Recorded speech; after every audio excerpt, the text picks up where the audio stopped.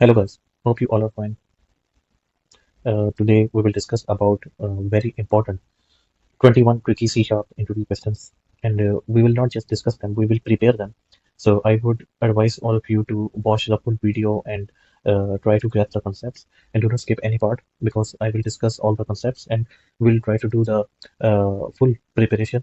So you just have to be very focused. You just have to be alert, and uh, you have to watch with full concentration. Okay, so this video is about 21 C# tricky questions, not just like simple interview questions, but where we can have some tricks or we can see some confusion can happen. So we will try to prepare it well and try to clear the concepts.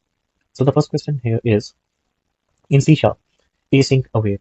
How can deadlocks occur and what are the some effective techniques for async await performance in your application?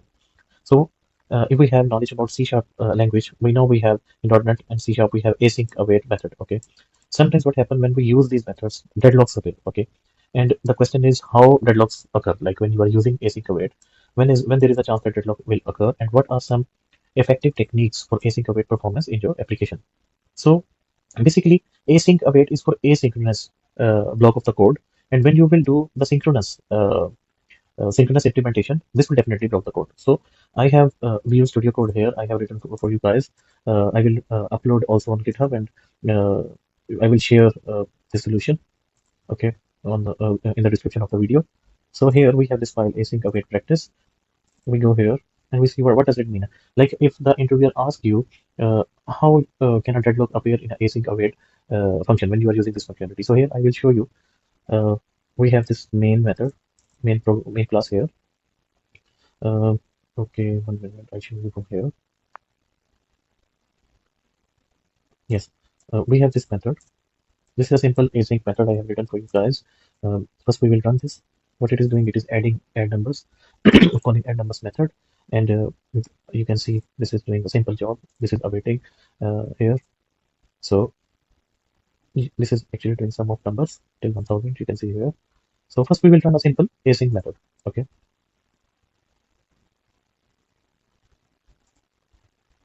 need to call system of the console. Here you can see it is doing total sum. It is executing and combining the result here. So if you go here, what it is doing, it is calling this method, and then it is adding here, and then here you can see it is waiting for the task, and here the total is being calculated. So this is basically a simple async method. Now the question is on why and how the deadlock appears. Okay, that's the question. So basically, this is a console application, and general console application, this problem does not arise. This arises in a desktop application or ASP.NET application where we have a context where we have a UI. Okay, but I will show you just the code to understand the concept. Just like the above method, we have this async method here, get text async. Okay, what it is doing, it is opening a heavy file, it is reading the file. There is a thread just to sleep for 2 seconds, and then it is reading from read to end. Okay, it is reading this file, and then it is um, using system.threading and submitting and await. You can see here. Okay, so what it is doing, this is simple async await method. Whenever you have this async here, you should have await here. So this is a normal async await method which is doing its job. But when you do async await dot wait here, when you use a synchronous call here, this will cause a deadlock, because what it will do, this wait will be keep waiting, and here this async will be keep awaiting. So synchronous asynchronous code will do a blockage and a deadlock will appear. For console application, this issue we cannot debug it very clearly because we don't have a proper UI. So generally, if you are using a desktop application, there you will face this issue. But here you will not face much issue because console application does not have the UI, and we cannot see with a UI thread because it blocks the UI thread. So in general, you can see it's taking some time or like it's stuck, but it is because of console.read. So it did not stuck much because we don't have another thread which is UI thread. So just you have to know the concept that when you have async and await method here like this, if you will call a synchronous call like dot wait, you don't need to call this. Or if you try to use the result, this is also a synchronous call, then the issue will appear. So in this scenario, you can see uh, here what it is doing. Basically, this should be like this. So, so guys, hopefully you understand the concept that you don't need to call the synchronous call. Okay, so it is not recommended to use blocking call, for example, dot wait or dot result on the async method. Instead, use async and await all the way up. So, how can deadlock occur? Deadlock occur because of calling the synchronous call in between, and it is disturbing the code. So this is the first answer. Now, what are some effective techniques for async await performance in your application? We have this very useful call, which is called configure await as pause. It is used when you do not want to resume execution of the captured sequenciation context upon completion of the awaited task. In many cases, this is used to prevent deadlocks and improve performance, especially for library or non-UI code. So I show you here. If we go in the description, you can see here I have used this as a true. It should be as a false. I use it true just to create a deadlock because by default it is true. So when you are using await method, you are reading, you are calling this method read to end async. You should always call dot.configure await if you do not want to block the UI thread. Okay, so this is one of the useful techniques. Then we have another thing which is called task.whenAll. When all, it is useful when you need to perform multiple asynchronous operation concurrently and wait for all of them to complete. So you can see here try await task dot when all task 1, task 2, task 3. Why it is used? Because if you have such type of situation that you want the task 1 first task 1 is executed, then task 2 should be executed, then task 3 should be executed, and at the end then, it should proceed at the end when all these tasks are completed. So you will use this dot when all command. And you understood the configure await and you understood the when all command. So I will summarize this question. In C# async await, how can deadlocks occur and what are some effective techniques for async await performance in your application? Okay, so the first answer was uh, deadlock occur when you use synchronous call like wait or result in it. And then we have if you do not want that UI thread should be blocked.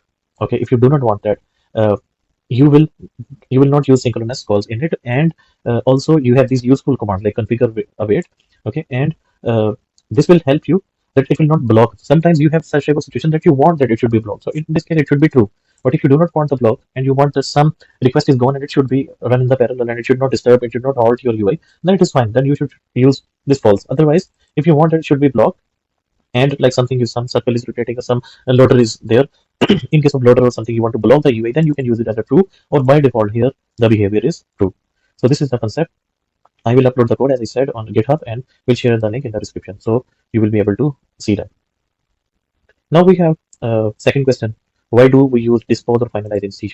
Okay, this is generally asked question in like most of the interviews, but the interviewer tries to understand the concept, the actual concept in your mind. Why? It's not like basic definition we have done from the websites or from the preparation material, but we should know why and when these two are used and what is the difference between them. So when you will have the knowledge about the difference and the clear concepts, then if the interviewer will give you different type of question or complicated or cross question related to that or the scenario, you will be able to understand where to use what. So here we will see the main difference between the two methods is that the dispose method is deterministic and can be explicitly called by blind code. In contrast, the finalize method is non-deterministic and it's called by the garbage collector at an undetermined time. It is important to note that objects that implement the dispose method should also implement the finalize method as a backup mechanism in case the client code does not call the dispose method.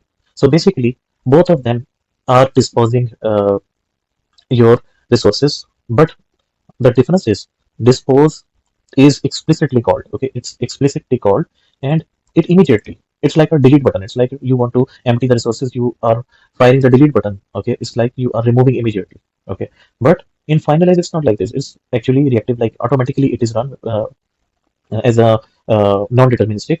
Okay, and it is called by the garbage collector. You know, the garbage collector is there in the .NET and CLR, and it automatically works. So if you want to immediately dispose something, you will use the dispose, but if you want to leave it for the garbage collector, you will leave it to the finalize.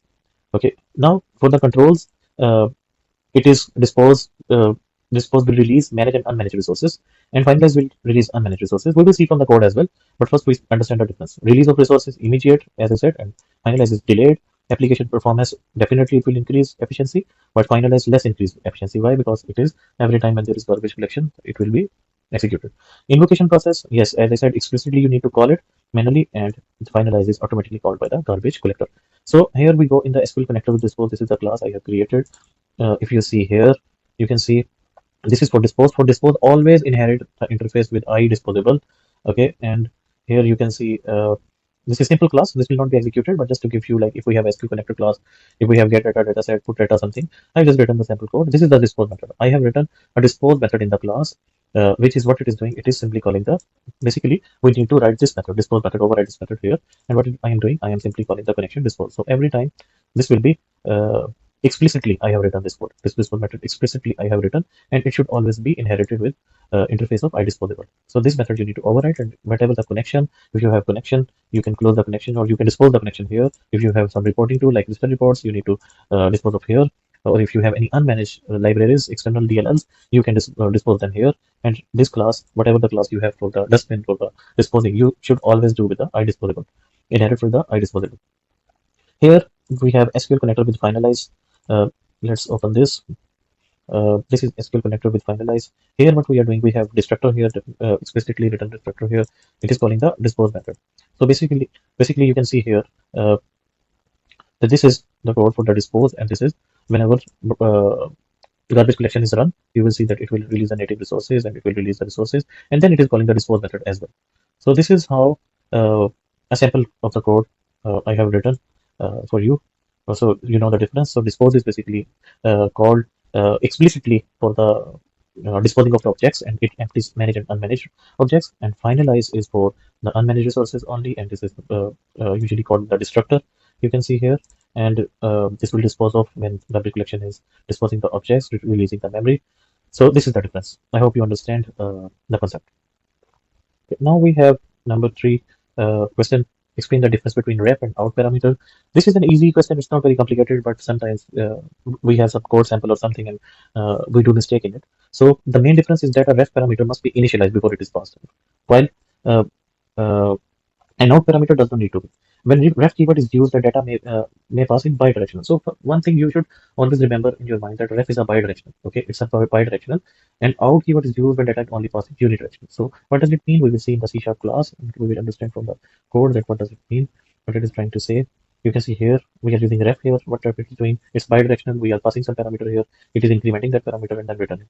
Whereas here we just have out parameter here, and we have value here. This is unitype, like we don't have value coming and we are doing some changes in it. It's a unidirectional. So if I go in my program class, we will try to see what is happening.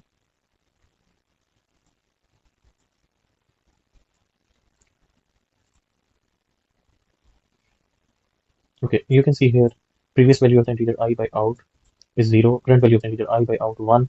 Okay, and here previous value of integer is I1 and then incremented here. So basically whatever we passed here and then we did changes in it, that is possible. Bidirectional is possible with the ref, whereas unidirectional is possible, is the possibility is by the out parameter.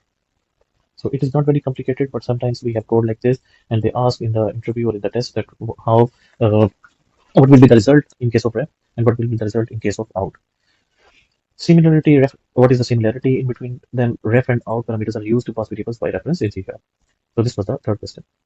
Now here comes the fourth question. Differentiate between finally, block, and finalize. This is a conceptual question. What is the meaning of all this? Finalize block is called after try catch blocks completion. For example, you have implemented try catch in some block of the code, and you want that this code should be run, always run, even exception appear or not appear. So in this case, the finalize block will always run. Before garbage collection, finalize method is called. Its duty to clean the unmanaged code. It is automatically triggered when instance is not called again. Then we have finally block. Finally block is there. You can see after catch it is written, and this is for this will always run even whatever is the situation. This will always run. Okay, so here I have given an example. Either it is success or either it is failure or some exception. This will run. Whereas finalize block is there for the handling the unmanaged or managed code objects disposing purpose. So here you can see finally block and finalize. This is the finally block is here, and finalize as I explained earlier in the previous question. So if we go in the main of the source code, we have this part of the code. This is for finally, explaining the finally. If I run this code, you can see here exception occurred, checking finally. So finally is always being executed, exception occurred. This is the divided by 0 exception I have created. So now no exception will be created, but you will see checking finally is always called. Either exception created, exception happened or not happened, this will always appear. So this is the fourth question answer.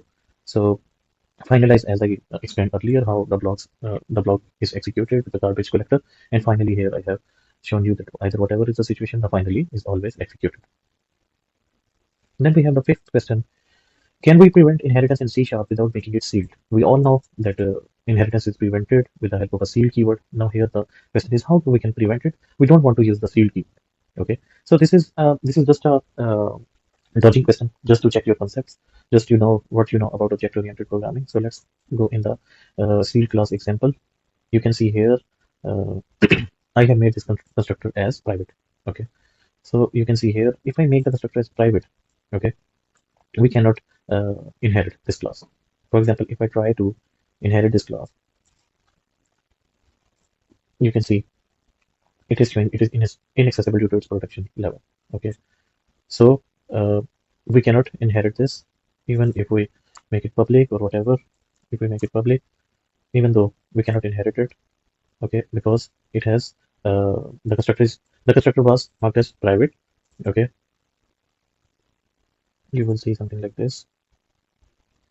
It is showing is less accessible than because I have put a parameterized constructor here. So you basically the purpose is here if we make the constructor as private, you cannot inherit that class. Okay, so you can see here, and I have put parameterized constructor here. Okay, even I have parameterized constructor here. I cannot initialize. You can see here I cannot create an object of this class. You can see. I'll show you from here. What it is saying it inaccessible due to its protection level. So even I cannot create the object. So that's why the inheritance is also not possible. So the answer of this question is yes, we can prevent inheritance by making the constructor of the class as private. But basically we should not do like this. We should use sealed keyword for this. But this is just a technique if you do not want to use the sealed keyword. This is just a test of your concept. Okay. So we will move to okay. Now we have the sixth question. Which of them are features of async keywords in async and await operation? So it is not used with properties or constructors. Okay. Async methods can be chained together, allowing for complex asynchronous workflows. An async method can have multiple await expressions, allowing for multiple non-blocking operation. Uh, an async method should contain at least one await expression. It can be applied to methods, lambda expression, and non-methods methods. So the question is which of them are features of? So as we know, this is also the feature. They can be chained together also. They can have multiple await expression, allowing for multiple non-blocking operation. Yes, it should have at least one await expression. It can be applied to method and expression and method. So we can see all of them of the features of async keywords. So F will be the correct answer. Now we move to the next question, seventh question. How GC works and how it comes to know that object is ready to get collected. And GC is a garbage collector. Uh, as we know, whatever the objects are created, I will explain you that we have three types of dustbin here, or three types of formulas here. The first is the first dustbin is the first generation. Okay, that first generation is for short-lived objects such as temporary variables. Uh, so garbage collector always identify them first. Okay, so basically we have three type of generations. Okay, and the shortest living object is in the first generation, and then we have second generation. Who Whatever the objects which are not disposed of in the first generation, they are taking time or they are expensive. They are moved to the second generation.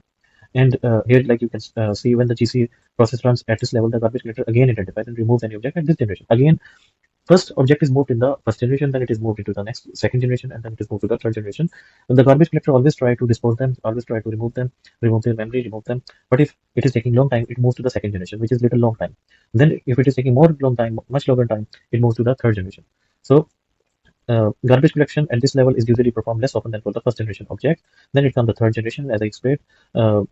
The third generation contains the long-lived and permanent objects that survive the second generation GC process.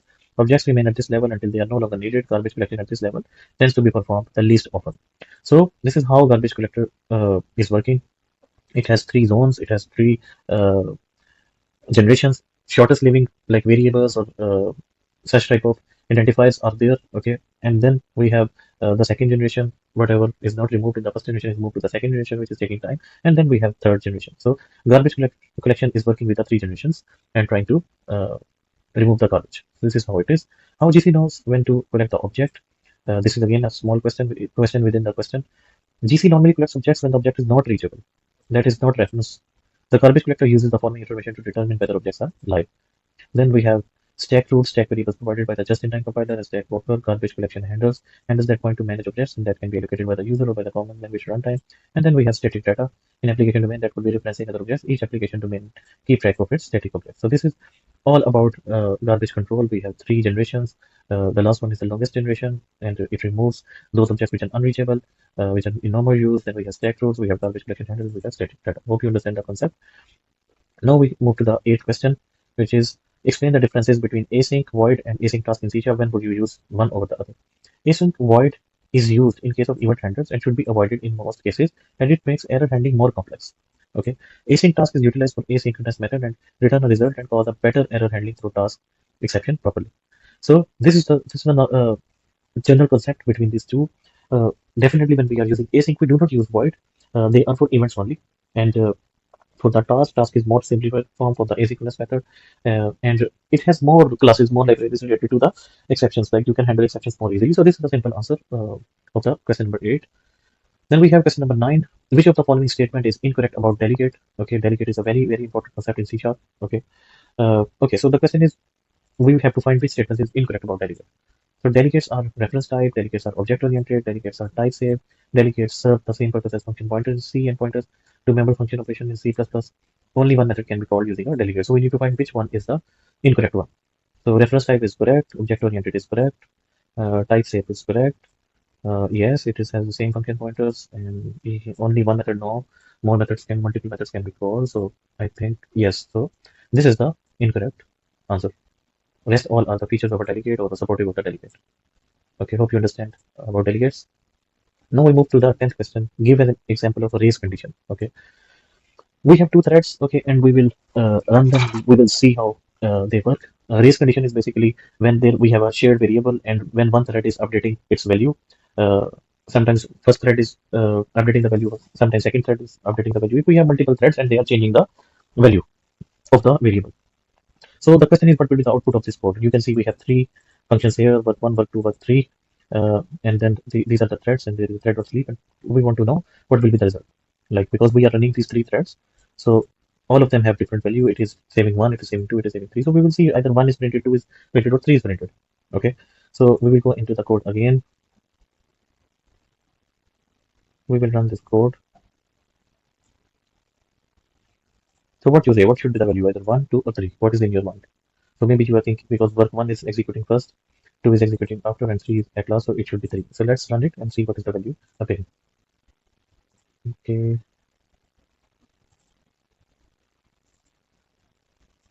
wait to comment code. Okay, now three is appearing. Okay, fine. So maybe we are thinking that because thread three is at last, so it is that's why three value is coming. No, this is not the case. We will run again. Okay, again three is running, three is coming. Now one is coming. You can see. So this code is giving different value. Now again three is coming. Three is coming. Three is coming. One is coming. So you can see, and if I will keep running it, it will show one, two, three, like this. So what is happening? It is giving different values on running this code.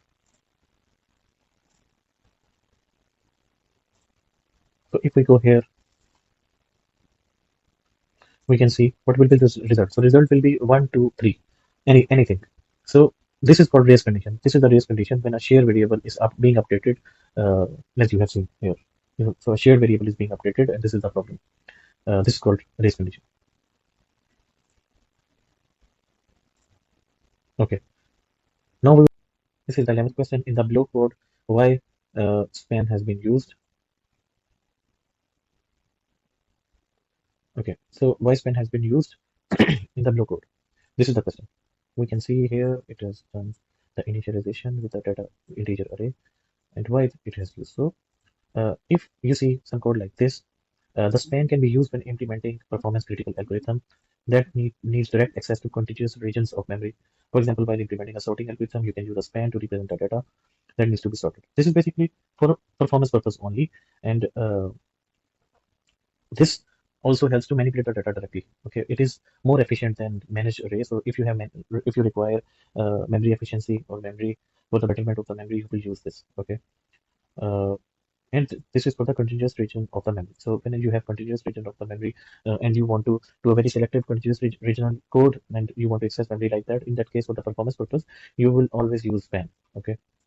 This can be more efficient when using a managed array as it allows you to avoid unnecessary copying of data. So hope you understand why uh, span has been used in this code. You can see here, this is simple array, but we will use only for the selective continuous region of memory. Hope you understand the concept. Then we have 12th question. What is the difference between uh, preemptive model and cooperative model of threading? In cooperative non-preemptive models, once a thread is given control, it continues to run until it explicitly yields control or it blocks. Okay, so cooperative model is when it is when the control is controlling it, when control is coming to it explicitly. Okay, and in preemptive model, the operating system, basically in preemptive model, the operating system is managing the thread execution. Here, operating system is not managing the thread execution. This is explicitly being controlled, whereas in preemptive model, the operating system controls thread execution. In a cooperative model, thread yields control voluntarily. Okay, so hope you understand what I'm trying to explain. And preemptive threading is generally more efficient, but can lead to thread starvation. Here you can see the image. This is preemptive model OS interrupt at fixed interval. Every some interval it is interrupting, whereas in cooperative task yields control, typically at IO wait. You can see this is being explicitly controlled. So this is the difference only. Hope you understand the concept. You can see the diagram. Thanks to slangwise.in because I have taken the image from there, from the website. So hope you understand this. Now let's move to the 13th question. Which of the following is not correct with respect to C# classes and their naming keywords? Okay, so we will see which of the following is not correct. Okay, abstract class and sealed class. Yes, this is correct. So this is part of C#. Nested class and external class. Okay, no, I have not seen it. Yes, we use nested classes and we use external classes, but with respect to naming keywords, no, this seems wrong. Then we have static class and partial class. Yes, they are there. None of the no, this option is not there. All of the above is not there. So uh, this is not. This is correct. This is correct, and this is not the option. This is not the option. This is the option. Nested class and external class. There is no such naming convention over there. So this is the detail about abstract class, and this is about sealed class. This is about static class. So option B is the answer of this question. It's not correct. It's not correct naming. Hope you understand. Okay. Now we are moving to the 14th question. The 14th question is about unmanaged code and managed code. Okay. We all know we have CLR. We all know we have in .NET framework we have managed code. Okay. Managed code is a .NET oriented code, whereas unmanaged code. What is unmanaged code? Unmanaged code is actually like we are using some library or we are using some sort of device which is external device. Like we are implementing some feature with the help of scanner, with the help of some you can say uh, printer or some type of IO device or some type of any medical device or something like this, or some library which is not the part of C# directly, maybe built in C++ or outside of the .NET. So in that case, the code is unmanaged. Okay, so here I have implemented unmanaged code. Just an example, you can see like we have graphics lib.dll, we have a graphic library, and we are using it here like this. So in that scenario, this is not default .NET code. This is not the part of .NET code, but an external library I'm using which is outside of that. So we need to dispose their objects as well. We need to take care of the memory leakage and the issues related to that. So unmanaged code is not safe code. You can say unmanaged code is a safe code. Unmanaged code is not part of C .NET framework. Unmanaged code is can be dangerous. Unmanaged code can cause problem in your code. Automatic disposing is not done. The destructor is not disposing your object. So this is what unmanaged code is. So this is the concept. Hope you understand what I'm explaining. If you have any questions, you can ask in the comment box. Now we have the next question, which is question number 15. Write code about singleton design pattern in C#. Okay. So singleton design pattern is basically when we have an intention, when we have some intention like we want single copy of an instance, we don't want multiple copies of the instance. You are implementing a software, you are implementing an application which is registering the words, which is registering some words, some feedbacks or some code, and you want only one copy of that. You do not want multiple copies of that. You want only one instance of that, like concept about static. So this is a special design pattern, the way of implementation of the code. If you go here, uh, vote machine, you can see I have done this. This is called singleton design pattern, where I have taken a static variable. Here I have static instance. I'm initializing it like this. If it is null, then only for the first time it is creating an instance. Otherwise, it will return you the same instance. So this is the single instance, and this is the static type. So if we execute that, we will see vote machine dot instance, vote machine dot instance. So it will remain.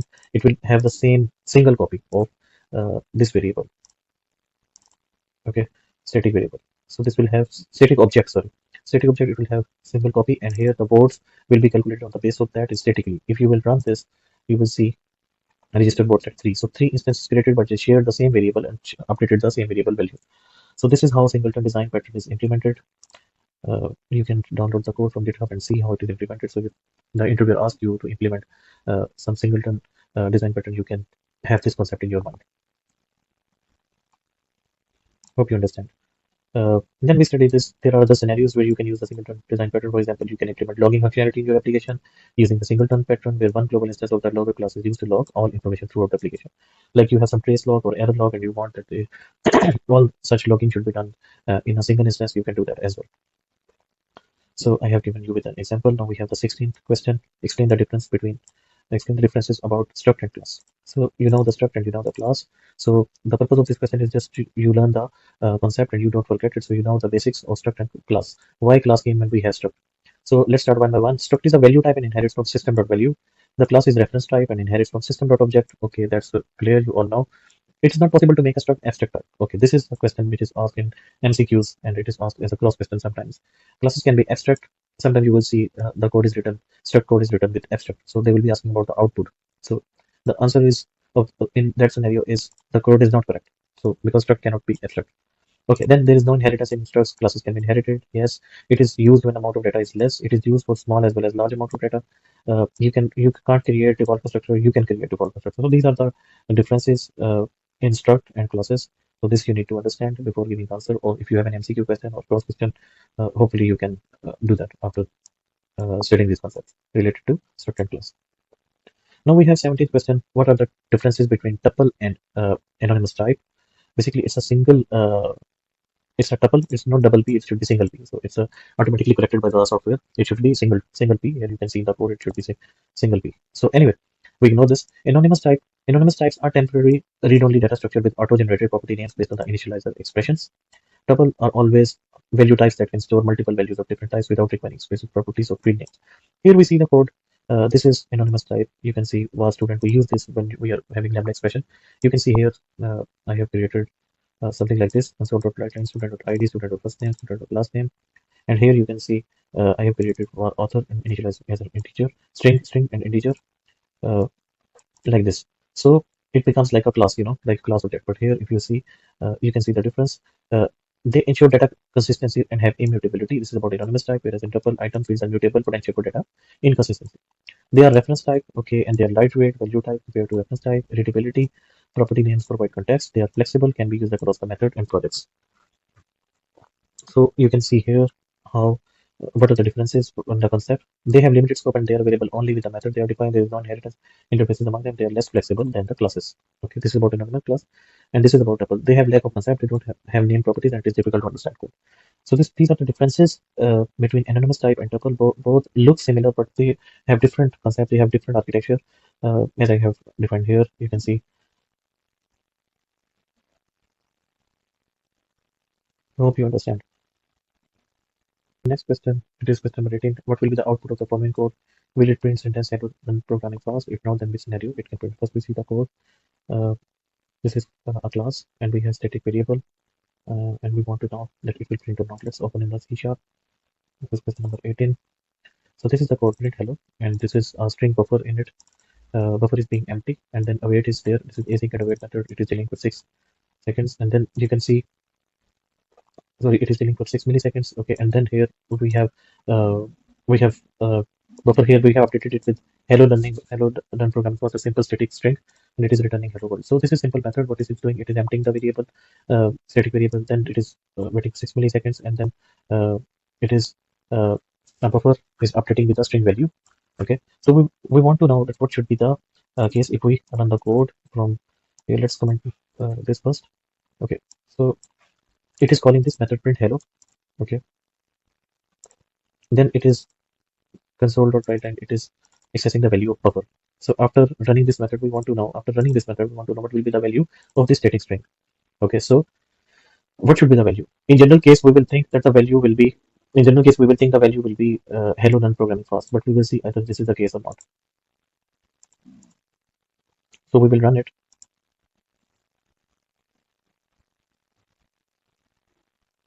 So nothing is appearing. You can see nothing is appearing here. So why nothing is appearing? Because if you go here in the program.cs, in the print hello, you can see delay is there. So what it is happening when it is delaying, the control is coming back to the program.cs. Like when it is calling print hello, the control is coming back. So it is because this is async and await. It is asynchronous call. So when it is coming back before the 6 milliseconds, So what is happening? The buffer has the value empty, null value. So if you go here, you can see buffer is empty. So because it is returning to the context, and after that it is updating with hello then programming pass. So that's why it's not appearing. So if we do something like this,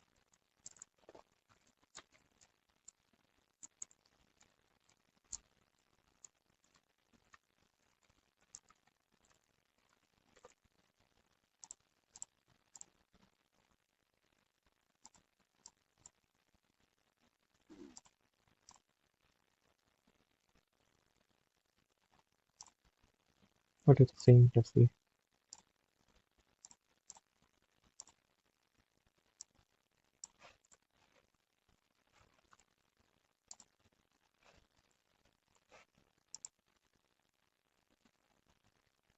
You can see it is showing hello learn programming pass. So what it is happening when I am calling thread.sleep, it is not waiting for the asynchronous call. It is not moving the context back, but actually it is using thread.sleep, like sleeping for 2 seconds. So that's why you can see you because the value will be updated. So it is not acting like a await command.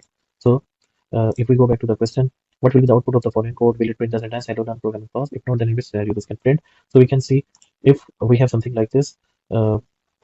If we will use thread.sleep in this case, then the value will be updated. Like you can use any other code for that, but because we are using await here, so await was returning the context back. That's why this was appearing like this. So this is the case. So in case if we use thread.sleep here, uh, this will not this will the context will not return and it will update the variable here. So this is the answer of this question. Next question: what will be the output of the following programs? This is the code 1, this is the code 2, this is the code 3. You can see here we have an array starting with 1, 2, 3, 4. Then we have var alpha is equal to new string, something like this. So it is calling the zip method here. In the code 1, you can see it is calling the zip 1 method. So zip method. So zip method, what it is doing, it is combining these two types of array. One is either integer array, the other is string array. It is combining these two arrays. You can see, so zip is basically combining these two arrays. So I tell you the output here. The output will be 1C, 2O, 3D, and 4E. So this is the output of the first code. Then here comes the second code. We have array something like this and integer array, and then we have result which is skip file. Skip file method. What is the purpose of? Basically, the interviewer is trying to ask you what is the purpose of skip file, what is the purpose of zip, okay, and what is the purpose of take file. So in code number second, the skip file is skipping the elements until less than 5. So the output will be 5 and 6 for the code 2. Okay, then here comes the code number 3. Uh, this is again integer array and it is take while.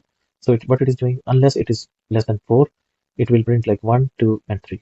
So this is the output of the code number 3. So these are 3 code blocks and they are having different outputs related to the functionality. We have more methods here related to lambda expressions as well. So you need to prepare that as well. Okay, now we have the 20th question. When discussing about security, how can we prevent cross-site scripting? So this question is about the security, okay, web security. So how can we prevent cross-site scripting XSS attacks when user is working with web application with C#? XSS allows user to inject dangerous and malicious scripts into a running web application. This affects the visitor on the application. So what it is doing actually, like you have some JavaScript code, or you have some, if you are working with C#, you have some code like you, which is like someone is injecting some type of commands into your code. So this is called cross-site scripting attack. Okay, so we should not allow the user input to be like that. It should be some code or it should be some script or something like this. So to avoid excesses, we have the following ways. Encoding the input data, for example, we can encode with HTTP utility, .html encode. This is the first thing we can do. Okay. Then the second thing is apply content security policy to allow types of allowed scripts, style sheets, etc. Like we will not allow the user to pass anything into the input. We can apply some validation. We can apply some type of default validation, which should always be executed to all our inputs. Then we have third concept: if the input will contain HTML tag, use a trusted sanitization library. Sometimes we have a text box where we want that the user should have the option to put the HTML code. So in that case, we should use a sanitization. There is a sanitization library available. We can use it, but it should be a trusted library. Keep yourself updated about any threat or virus related to use libraries and DLL. Okay, sometimes we have some PDF libraries, some scanners library, printer libraries. We should know because they are other part of the code. Sometimes they are unmanaged code. We don't know what they have implemented in them. So this can cause some virus, some bug in your application. So you should know about the updates. If there was some bug in that or some virus in that, or the company has updated some part of the code, so you should have the knowledge about that. Then we have the fifth concept: always use secure libraries and links into your application. For example, you want to print you want to export your Excel as PDF, or you want to export your page as PDF, or you want to use some scanner library or something. Uh, we all of us we prefer free libraries. So free libraries have more chances of data leakage or data theft and insecurity. So you should always read reviews about the libraries, that either they are trusted or not. If somebody has faced any issue, always check those libraries first instead of just thinking that they are free. Okay, you can use them, they are working, they are perfect. So always study about them. So these are the 4 to 5 rules which you need to remember to avoid attacks on your web application in C#. Okay, now we have the last question. It is, what is a digital signature and which .NET library is used for its verification? So let's study its theory. A digital signature is a cryptographic technique that ensures authenticity and integrity of the digital data. Digital signature verification is the process of validating the authenticity of data received from external sources by verifying either the data has been signed by a trusted party. So this is a cryptography technique, okay, and this is used like somebody is passing you some digital signature, some digital data for some verification, some for some pass, for some login. Uh, so there are techniques to check the data. There are keys, public and private keys, and we have this class RSA crypto service provider and TSA crypto service provider classes. So these are the classes we use to verify the keys, the public key and the private keys. So this you can study in detail. This is very important question. What is digital signature? So because digital signatures are everywhere now these days, everything is being done online. We have some passes, we have some common password pass or something like that. So you should know that digital signature is a cryptography technique, okay? And what are the classes? You should know at least their names, because the interviewer will try to understand if you have studied something about this. So you should have a proper answer, and you should have a proper, at least basic answer about this. So this was the 21st question. So guys, I have made this project here as well. I will deploy, I will upload it on GitHub. Okay, so you can download it. And if you like the video, please subscribe this channel, and do not forget to press the like button. If you have any question, please discuss them in the comment box. And if you have any further requirement you want to discuss with me, you can discuss. This whole material is I have compiled myself. I have taken help from different websites, from different forums, and from different books. So this is all about what are the challenges we all face during an interview, what are the questions we all have. So this is very important, and these are the concepts. Like, we should not know just the definitions, but we should have some examples, some code in our mind. That's why I have made this preparation video. Like, if you will just see this video, you will at least have some image of everything in your mind related to these 21 important and tricky questions. You will have the image of what is going on, what is being asked. You should have examples. So I have tried to, it's not like I am just reading something, or I'm reading a book or something. Just I'm trying to show you with a code. I'm trying to repeat the theory. So you should be prepared. Like, if you are not prepared, if you just know the single line answer, that's not enough for an interview. So guys, if you like the video, please subscribe to the channel, like the video, and ask anything in the comment box. As I said, thank you so much. Thanks for your time, and I will wait for you.